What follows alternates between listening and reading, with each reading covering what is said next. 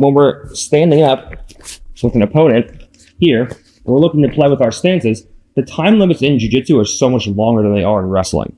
In wrestling, you have very short periods.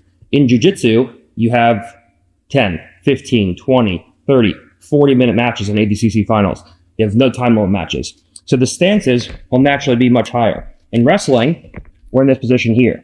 So the head position is what stops my partner from attacking my legs most of the time. If her head goes down, my head goes down here. Because of the fact that our stances are relatively upright in jiu-jitsu, and I'm not a tall guy, but I'm taller than the average guy. A lot of guys I compete against aren't as tall as me.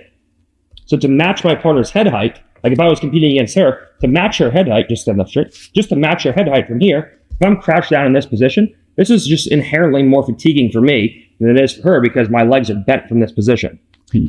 So the stances we're going to have are going to be more upright, and we're going to use more down block hands to protect my legs than we are head position if you see you're in a longer match and your partner's a lot shorter than you. So when I go to approach her and we're at distance from here, instead of walking in and matching the head height from here, I just walk in with my head high and I use my down block hands so that she goes to shoot at my legs.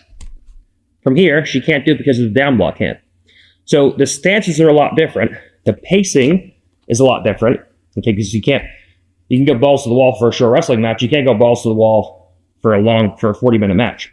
So the pacing will be much slower. In wrestling, everyone's very frantic. In jiu-jitsu, you see the stance is upright. I'm just playing here. I'm just working on wearing my partner out from these positions until I can go in and start to get to offense. Submissions change everything. All right.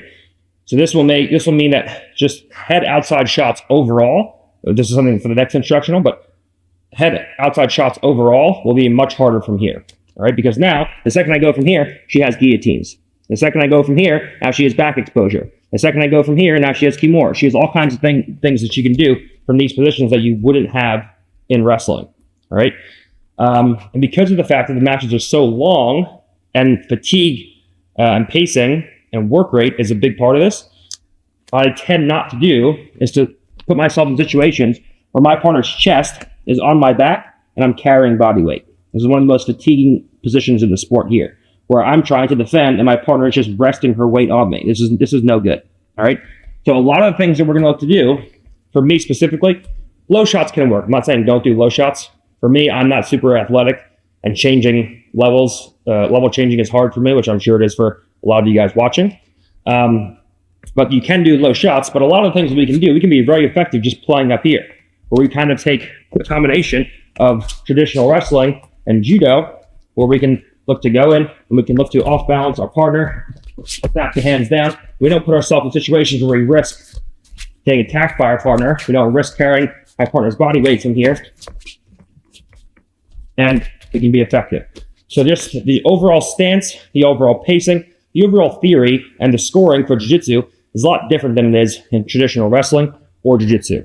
So we have to, or in a judo. So we have to take that into account as we're looking to go into scrimmage wrestling when thinking about these takedowns. The dilemma between the shoulders and hips. And this is the same as we're on the ground when we're looking at a three-dimensional guard,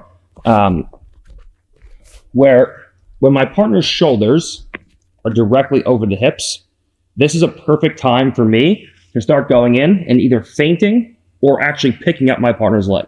So whenever I see that the shoulders are way over the hips from here, it'll be very hard to start breaking my partner's posture. Okay, if she's bolt upright and I start pulling on the head from here, it's hard to get my partner to lean over and break their posture.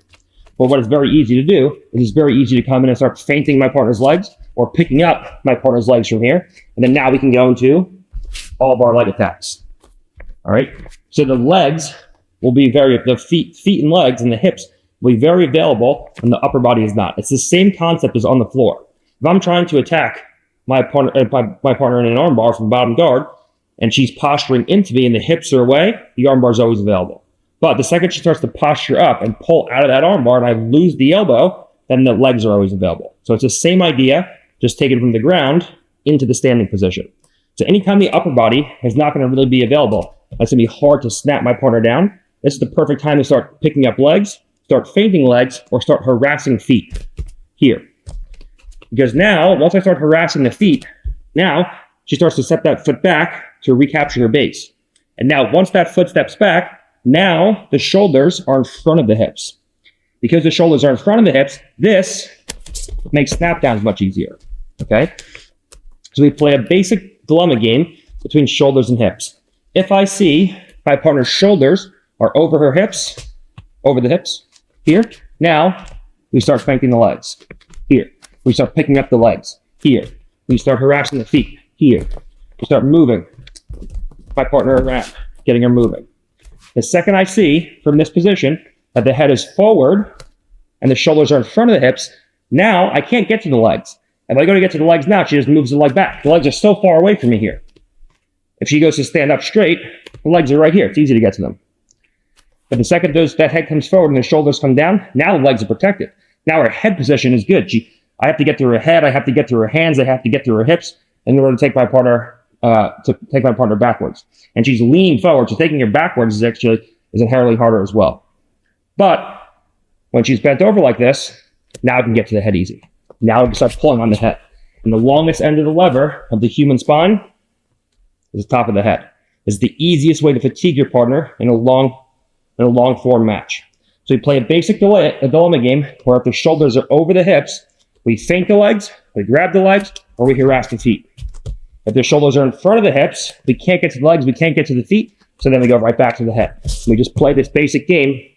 The second my partner goes to stand up and pull everything up, we pick the legs up. The second from here, I go to pick the legs up, she moves back, and we snap.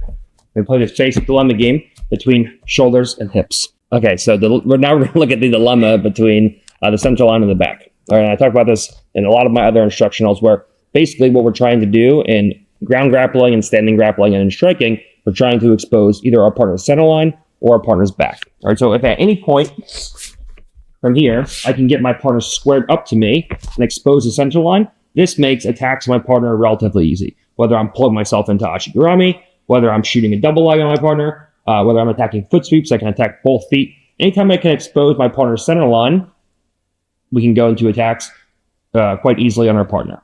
All right.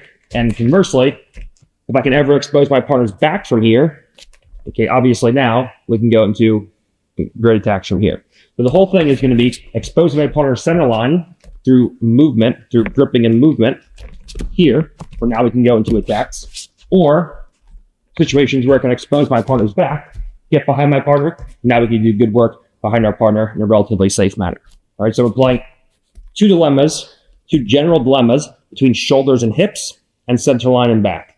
And if you break everything down into shoulders and hips and center line and back, everything will be a lot easier.